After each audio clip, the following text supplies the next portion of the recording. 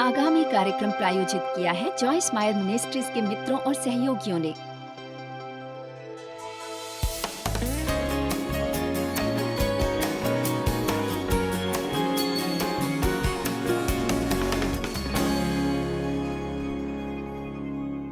आप जिस पर विश्वास करते हैं वही आपका सत्य बनता है।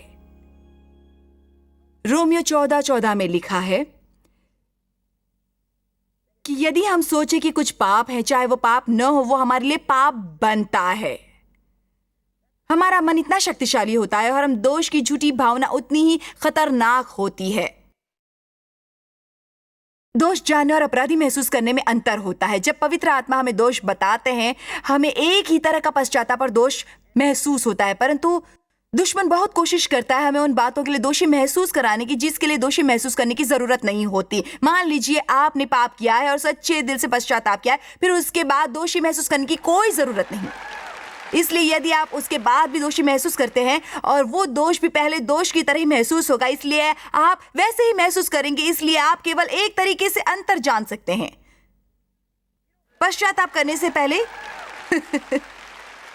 मैं दोषी महसूस करती हूं और फिर पश्चाताप करने के बाद मैं दोषी महसूस करूं और इस भावना और पहली भावना में कोई फर्क न हो, तो मुझे कैसे पता चलेगा मैं दोषी हूं या नहीं? क्योंकि बाइबल में लिखा है कि उन्होंने मेरे पाप ले लिए, मेरा दोष और शर्म ले ली और उन्होंने मेरे पाप इतने दूर किए जितना पूरब से पश्चिम, और वो उन्हें बिल्कुल याद नहीं करते। और मैंने फैसला किया है कि मैं वो याद नहीं करूंगी जिसे परमेश्वर ने भुला दिया है। आप कहेंगे मैं उसके बारे में क्या करूं जो महसूस करती हूं? आप उसे नजरअंदाज कीजिए। पर मैं ये नहीं कर सकती। आप कर सकती हैं। ऐसा नहीं कि आप उसके होने से इनकार करें, पर उसकी आप पर अधिकार करने की शक्ति से इनकार करें। आपको थोड़ा ऊंची आवाज में कहना चाहिए, मुझे पता है मैं कैसे महसूस करती हूँ। मैं चाहे अभी भी दोषी महसूस करूं, पर मैं नहीं हूं। मैं दोषी नहीं। शैतान, तूने मुझे सुना, मैं दोषी नहीं हूं, बिल्कुल भी नहीं हूं। मुझे क्षमा मिल गई है, क्योंकि बाइबल में लिखा है कि मुझे क्षमा मिली है। हम इस तरफ बदलते हैं अपने मन को नया बनकर। एक नवीन हुआ मन झूठी भावनाओं से शक्तिशाली होता है। आप जीवन में विजय प्राप्त नहीं कर सकते जब तक ये नहीं सीखते कि आप जो जानते हैं उसे आपकी भावनाओं से महत्वपूर्ण होना चाहिए। मैं बढ़िया प्रचार कर रही हूं। आपके ज्ञान को आपकी भावनाओं से महत्वपूर्ण होना चाहिए। आप कहेंगे मुझे महसूस होता है जैसे कोई मुझे प्रेम नहीं करता और कभी कुछ बदलने वाला नहीं है। मैं बहुत हताश और निराश महसूस करती हूँ, क्या करूँ? देखिए, मुझे भी ऐसा महसूस होता है। आपको ऐसे समय पर कहना चाहिए, मुझे पता है कैसा मैं महसूस करती हूँ, परंतु मुझे यह भी पता है कि मुझे क्या पता है। मुझे पता है कि परमेश्वर उससे बड़े हैं और ये कि मैं कर सकती हूँ यदि मेरे लिए ये करना जरूरी है। मैंने फैसला किया है कि जीवन में मेरे सामने जो भी आएगा मैं उसका सामना करूंगी और उससे विजयी होंगी। परमेश्वर उसके द्वारा मेरा भला करने वाले हैं। उत्पत्ति 11:6 में हम कुछ लोगों को देखते हैं जिन्होंने ये विश्वास करना आरंभ किया कि वो एक गुम्मर बनाएंगे जिसकी चोटी आकाश से बात करेगी। वो सभी सहमत हो गए और सभी ने काम करेंगे। बाइबल में एक आश्चर्यजनक बात लिखी है कि परमेश्वर ने उनकी भाषा में गड़बड़ी डाल दी, क्योंकि उन लोगों का विश्वास था कि वो कर लेंगे और उनके मिलकर काम करने के कारण वो सफल हो जाएंगे। वो उन्हें इस हाल में लाए जहां वो एक दूसरे के साथ बात नहीं कर सकते थे, इसलिए वो करने के लायक नहीं हो सकते थे। आप जिस पर विश्वास करते हैं वो शक्तिशाली होता है। इसलिए बाइबल में लिखा है कि हर विचार पर अधिकार कर लीजिए, हर विचार पर काबू कर लीजिए। आइए ये वचन ऊपर लगाते हैं, चले लगाते हैं 2 कुरिन्थियों जो 10:4-5 है। मुझे पता है आप में से ज्यादातर जानते हैं, परंतु शायद कुछ लोग इस विशेष वचन को नहीं जानते, क्योंकि हमारी लड़ाई के हथियार शारीरिक रक्त और मांस के नहीं, पर गणों को ढा देने के लिए परमेश्वर के द्वारा सामर्थी हैं। आप शायद पूछेंगे मेरे हथियार कौन से हैं? ये है आपके सबसे महत्वपूर्ण हथियारों में से एक, परमेश्वर का वचन आत्मा की तलवार है। आपका परमेश्वर का वचन बोलना शैतान पर तलवार के साथ वार करने जैसा है। हम कल्पनाओं को और हर एक ऊंची बात को शैतान आपके साथ बहस करेगा, आपको कारण और सिद्धांत बताएगा। आप हर एक ऊंची बात को जो परमेश्वर की सच्ची पहचान के विरोध में उठती है, हम क्या करते हैं? हम विचारों पर अधिकार करते हैं। कितने विचारों पर? हर एक भावना को कैद करके मसीह का जिसे अभिषेक आज्ञाकारी बना देते हैं। कई बार आपको महसूस होता है कि आप दिन भर अपने विचारों के साथ संघर्ष करते रहते हैं। सबसे बढ़िया काम होता है भली चीजों के बारे में सोचना। ऐसे बुरी चीजों के लिए कोई स्थान नहीं बचता। इसलिए आपको अपने लिए सोचना सीखना है। ये नहीं कि खाली दिमाग बैठकर शैतान की राह देखे कि वो आपके लिए सोचे। अच्छा, अब हमें बदलाव की रचना और प्रक्रिया को समझना है। इसलिए मैं आपको बदलाव के बारे में कुछ सच बताऊंगी। बदलाव एक प्रक्रिया है और उसमें अक्सर समय लगता है। जब आप ऐसे जीवन को बदलने की कोशिश करते हैं जो बुरे हाल में होता है, वो रातों रात नहीं हो जाता। इसके लिए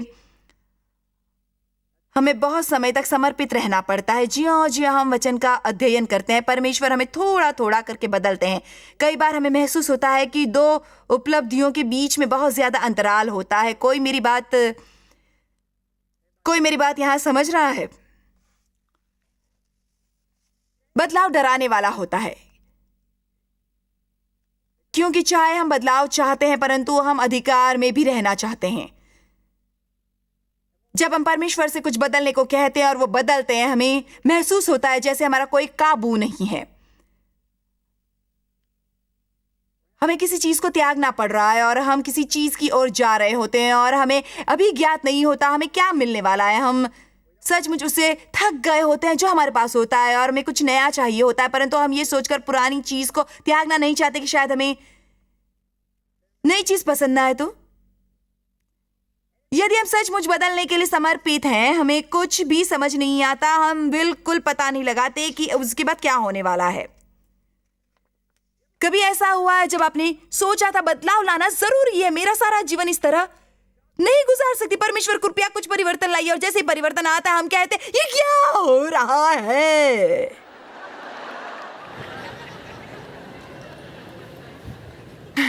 मैं आज कुछ पढ़ रही थी जो मुझे बहुत दिलचस्प लगा। लिखा था, बच्चे अक्सर अपने आसपास घेरा बनाकर एक खेल खेलते हैं।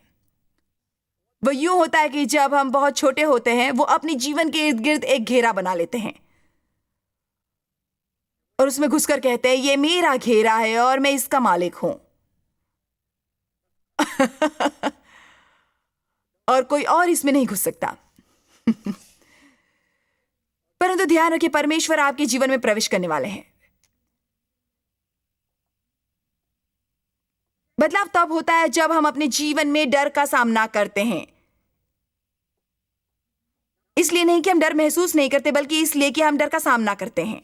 डरने का यह अर्थ नहीं कि आप कभी भयभीत नहीं होते, बल्कि यह कि आप उसे अपने पर काबू नहीं करने देते। जैसे ही हालात बदलने लगते हैं, सब लोग डर महसूस करते हैं। सच यह है कि हर पुरुष और हर स्त्री डरती है, बल्कि वो न डरें तो उसका अर्थ यह है कि वो मूर्ख हैं। क्योंकि हमारे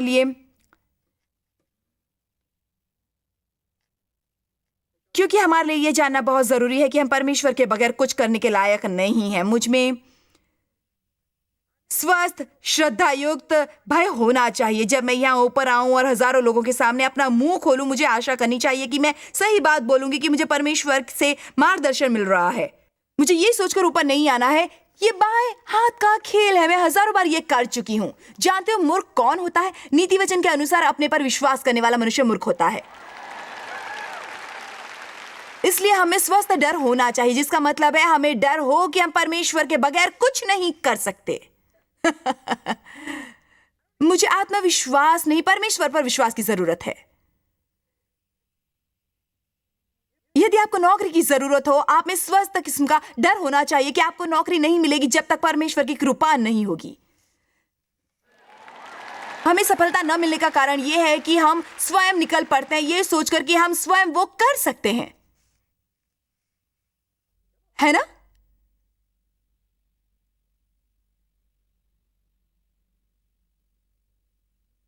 मुझे वो पसंद है जो दाऊद ने कहा था, जब भी मुझे डर लगेगा मैं परमेश्वर पर विश्वास करूंगा।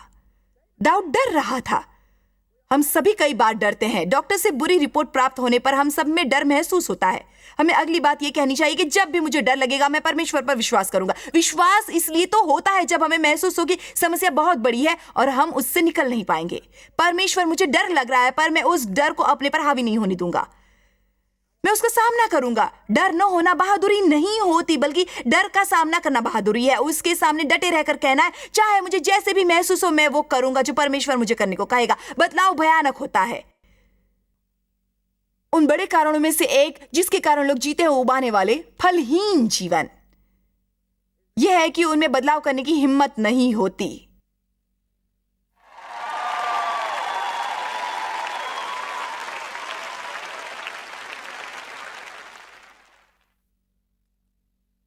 मैं बहुत डरी हुई थी जिस दिन मैंने अंतिम फैसला किया था कि मैं अपना आम जीवन छोड़कर सारा समय सेवकाई का काम करूंगी। आप बिल्कुल नहीं जानते मैं कितनी भयभीत थी।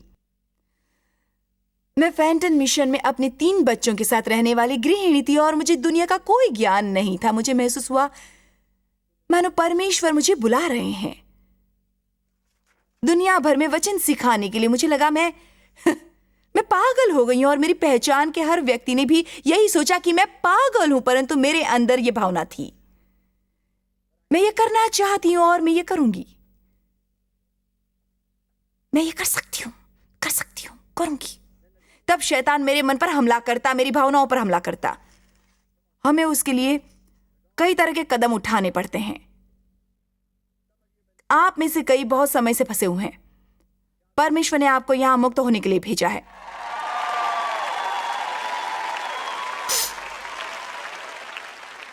कई बार हम करते हैं डर के कारण गलत फैसले। मैंने 18 साल की उम्र में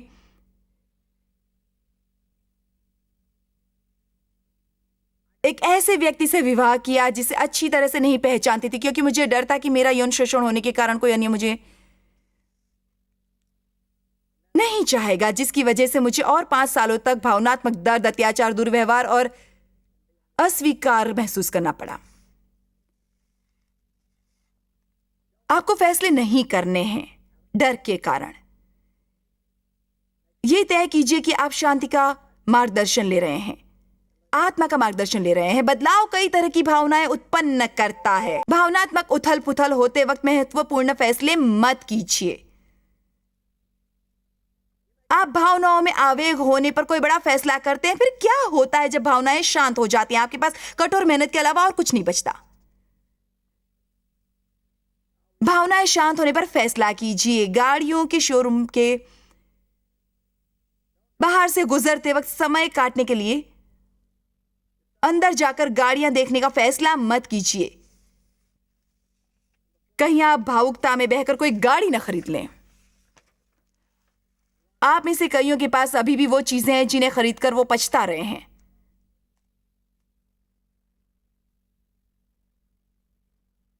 तब भी जब आप कुछ बदलने का फैसला करें, तब भी जब आप में कुछ बदलने की हिम्मत हो, और ये आप में से कईयों के लिए एक महत्वपूर्ण बात है कि चाहे आप कुछ बदलने का महत्वपूर्ण फैसला करें, आपको अपने को कुछ समय देना पड़ेगा उस बदलाव के आदी होने के लिए। क्योंकि चाहे आप वो चाहते होंगे और ये जानते होंगे कि ये सही है, आपका एक हिस्सा उससे नफरत करेगा। मैं आपको उदाहरण देती हूं। मुझे सेवकाई में 32 साल हुए हैं। मुझे याद नहीं ये कब आरंभ हुआ, परंतु शायद सेवकाई में 28-30 साल होने पर मुझे लगने लगा कि कुछ बदलना चाहिए, क्योंकि मुझे लग रहा था मैं एक सूखे नाले के किनारे पर बैठी हूं। कोई एलिया की कहानी जानता है? एलिया की कहानी। परमेश्वर उसे नाले के पास खिला रहे थे और वो एक सुंदर आरामदेह स्थान था। उस देश में अकाल पड़ा था, परंतु नाले के किनारे उसकी देखभाल हो रही थी। बाइबल में लिखा है कि वो नाला सूख गया। ये बढ़िया है। मेरे विचार से बहुत बार हमारे नाले सूख जाते हैं, पर हम वहीं बैठे रहते हैं। परंतु मुझे ये दिलचस्प लगता है कि परमेश्वर ने एलिया को जिस अगले स्थान पर भेजा वो उससे बेहतर नहीं था।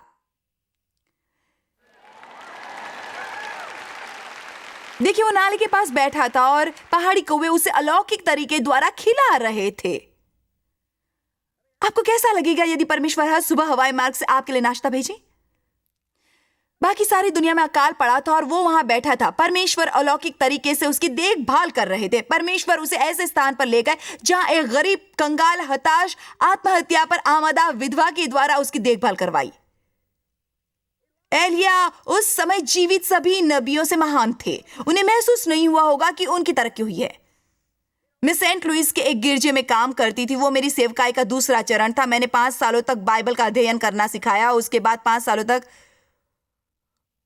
उस गिरजे में काम किया। तब परमेश्वर ने कहा अब मेरा वहां कोई काम नहीं था और मुझे अपनी सेवकाई को लेकर उत्तर, दक्षिण, पूरब और पश्चिम जाना था। ये बहुत बड़ी आज्ञा थी। केवल एक समस्या थी कि कोई मुझे जानता नहीं था और किसी गिरजे का द्वार खटखटाकर ये नहीं कह सकते परमेश्वर ने मुझे बुलाया है।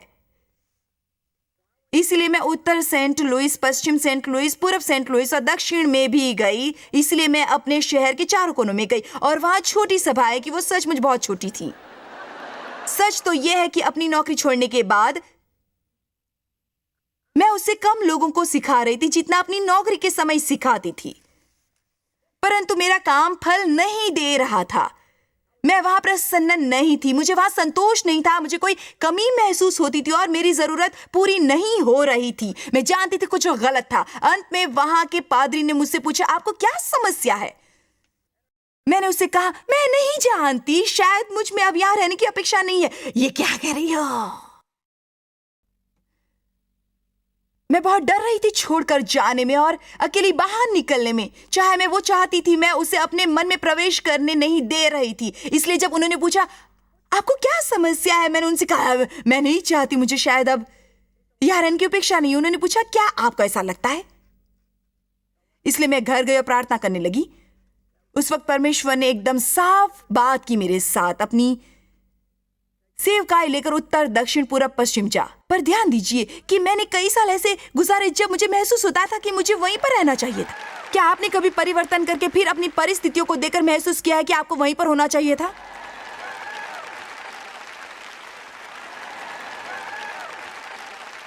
मुझे महसूस हुआ कि आपको यह बताना बहुत महत्वपूर्ण है, क्योंकि बहुत बार बदलाव करने पर सब वैसे काम नहीं करता जैसा आपने सोचा होता है। वो करेगा, परंतु परमेश्वर की एक योजना होती है।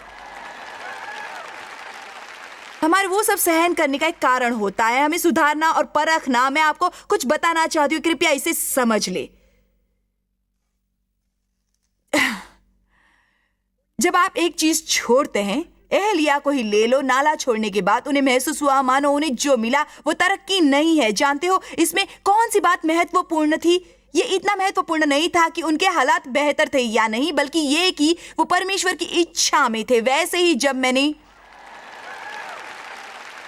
सेंट लुइस के गिरजे में अपनी नौकरी छोड़ी, ऐसा नहीं हुआ कि मैं 400 की जगह पर 4000 लोगों को सिखाने लगी थी। मुझे 400-500 की जगह 40-50 को सिखाना पड़ रहा था और ये बहुत कठिन था, बहुत ही कठिन, बहुत मुश्किल था। ये मेरे शरीर के लिए कठिन था, परंतु मेरे दिल में शांति थी, क्योंकि मैं जानती थी मैं वो कर रही थी जो परमेश्वर चाहते थे मैं करूं। मुझे कुछ समझ नहीं आ रहा था, मुझे अपनी परिस्थितियों में उसका नतीजा नहीं दिख रहा था, पर मुझे ज्ञात था कि मैं वो कर रही जो परमेश्वर मुझसे करवाना चाहते हैं। इसलिए यदि आपने कुछ बदलाव किए हैं या आपको कुछ बदलाव करने की जरूरत है, आपको ये समझना है कि आपको दिल से कोशिश करते रहना है, लगातार करते रहना है, लगातार करना है। क्योंकि एक बात तो तय है कि दुश्मन आपको ऐसा महसूस कराने की कोशिश करेगा मानो आप कोई मूर्खता कर रहे हो। ये सच है।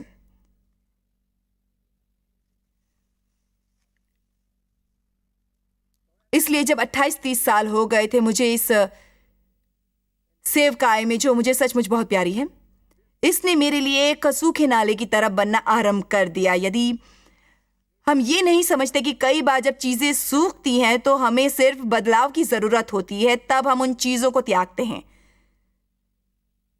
जो परमेश्वर नहीं चाहते कि हम त्यागे। ध्यान दीजिए, केवल इसीलिए कि आपका विवाह एक सूखे नाले के जैसा महसूस होता है, इसका मतलब ये नहीं कि आपको ढूंढना है दूसरा पति या पत्नी। आमीन। शायद आपके संबंध में थोड़ा ज्यादा उत्साह लाने की जरूरत है।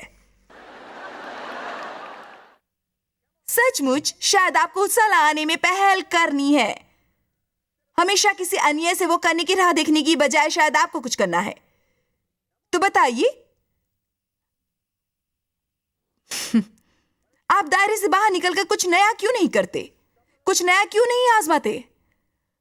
उस पक्ष में जो सूखा लगे, उसमें जो आपको मृत लगे। मैं बताऊंगी मुझे कैसे महसूस हुआ। मैं बिल्कुल सच बताऊंगी, मैं ये करते करते थक गई थी। इसका कारण ये नहीं था कि मैं प्रचार करना छोड़ना चाहती थी, मुझे परमेश्वर से प्रेम है, परंतु मैं बस यूं एक के बाद दूसरी सभा, दूसरी के बाद तीसरी, तीसरी के बाद चौथी, चौथी के बाद पांचवी, सच में ये परमेश्वर मुझे दिखाना चाहते थे कि मैं ऐसे काम ना करूं जो मेरे लिए जरूरी नहीं थे। हमारे लिए जरूरी था कि हम अपने बड़े बेटों को सौंपते कुछ महत्वपूर्ण जिम्मेदारियां। हमारे लिए जरूरी था कि सभी फैसले हम न करते। हर विभाग पर हमारा अधिकार होना जरूरी नहीं था। हमारे लिए हर बात जाननी जरूरी नहीं थी जो वहां हो रही थी। हमें थोड़ा ज्यादा आराम करने की और अपना काम करने में थोड़ा ज्यादा समय लगाने की जरूरत थी। मुझे हैरानी होती है कि कैसे कुछ बदलाव करने पर वो जो मुझे फलहीन लगता था वो मुझे फलदार लगने लगा था। पर एक बात पर गौर कीजिए, मैं वो बदलाव चाहती थी, परमेश्वर चाहते थे मैं वो बदलाव करूं, परंतु उसके बाद शायद 1-2 साल या 1.5 सालों तक जब मुझे पता चलता दफ्तर में कोई फैसला लिया गया है जिसमें मैं शामिल नहीं हूं, मुझे अच्छा नहीं लगता।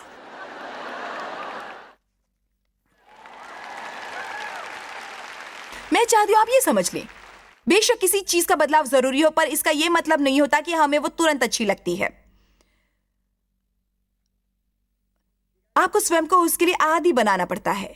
आपको शायद पता हो कि आपको दूसरे शहर में जाकर रहना चाहिए। इसका यह मतलब नहीं कि आप अकेलापन नहीं महसूस करेंगे। बदलाव जीवन का अंग है। यदि आप बदलाव चाहते हैं तो सबसे पहले आपको अपना मन बदलने की जरूरत है। यदि आपको लगे आप सूखे हुए नाले पर हैं, आपको वहां से चल नहीं पड़ना। परमेश्वर से पूछिए क्या बदलने की जरूरत है और हक्के बक्के मत रहना जब वो कहे तुम्हें। यदि आपकी नौकरी सूखे हुए नाले के जैसे महसूस होती है, शायद आपको दफ्तर में नया रवैया अपनाना होगा। आपको शायद दोबारा कृतज्ञ होने की जरूरत है कि आपके पास नौकरी है।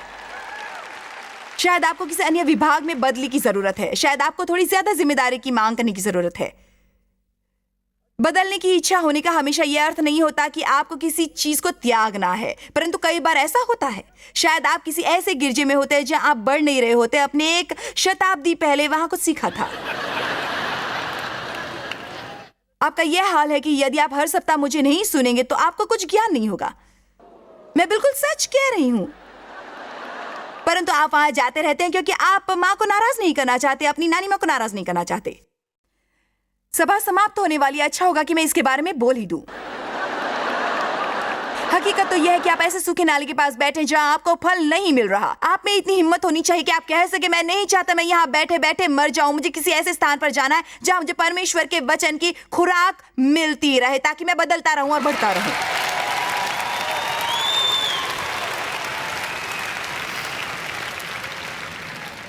मैं चाहती हूं आप सभी इस सप्ताह इतने बहादुर बने कि परमेश्वर से कह सकें, परमेश्वर मैं चाहता हूं आप मुझे बदले।